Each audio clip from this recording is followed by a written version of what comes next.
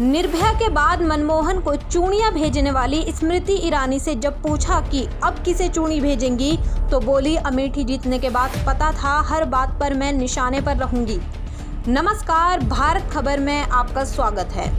उत्तर प्रदेश में हाथरस की बेटी से दुष्कर्म का मामला सामने आया तो केंद्रीय महिला और बाल विकास मंत्री स्मृति ईरानी चर्चा में आ गई। सोशल मीडिया पर उनका पीछा किया गया, पूछा गया कि अब वे चुप क्यों हैं। यूपीए की सरकार के समय और खास तौर से निर्भया मामले के बाद उन्होंने अपनी आवाज़ बुलंद की थी, लेकिन अब एक छोटा सा संदेश भी नहीं दिया। इस पर स्मृति ईरानी ने कहा कि उन्हें अंदाज़ा था कि वे निशाने पर आएंगी।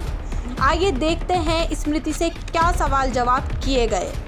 सवाल: दुष्कर्म के खिलाफ आप आवाज़ उठाती रही हैं, अब हाथरस की बेटी के मामले में चुप क्यों हैं? जवाब: राष्ट्रीय महिला आयोग और यूपी सरकार लगातार पीड़ित के परिवार के संपर्क में है। जांच चल रही है, इसलिए मैं सार्वजनिक बयान नहीं दे रही हूं। मैंने मुख्यमंत्री से चर्चा की है, गृह विभाग के अधिकारियों से भी जानकारी ली है। उन्होंने बताया कि तत्काल एफआईआर दर्ज हुई थी।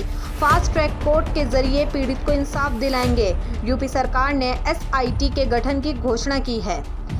सवाल: निर्भया केस के वक्त आपने तत्कालीन प्रधानमंत्री मनमोहन सिंह को चूड़ियां भेंट करने की पेशकश की थी, अब किसे भेंट करेंगी? जवाब: मैं महिलाओं पर अत्याचार के खिलाफ जनता के आक्रोश को समझती हूं। सोशल मीडिया पर मुझे ट्रोल करने वालों के लिए मेरा कोई संदेश नहीं है। अमेठी जीतने के बाद यह स्वाभाविक था कि देश में मुद्दा कोई भी हो, निशाने पर हमेशा मैं रहूंगी। अमेठी लड़ते वक्त मैं यह जानती थी, मैंने इसे स्वीकार किया है।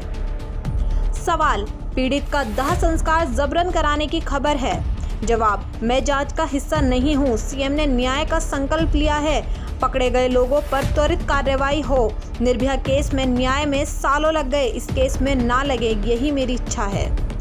सवाल: राहुल गांधी का कहना है कि भाजपा नेतृत्व की सरकार के रहते हुए बेटियां सुरक्षित नहीं हैं। जवाब: राहुल तब नहीं बोलते जब छत्तीसगढ़ में पत्रकार और राजस्थान में महिलाएं प्रताड़ित की जाती हैं। राहुल नहीं जानते कि यह वही सरकार है जिसने दुष्कर्म के मामले में मौत की सजा सुनिश्चित की है। राहुल वो सज्जन हैं जिन्होंने अपने ही प्रधानमंत्री की ओर से लाया गया अध्यादेश फाड़ दिया था।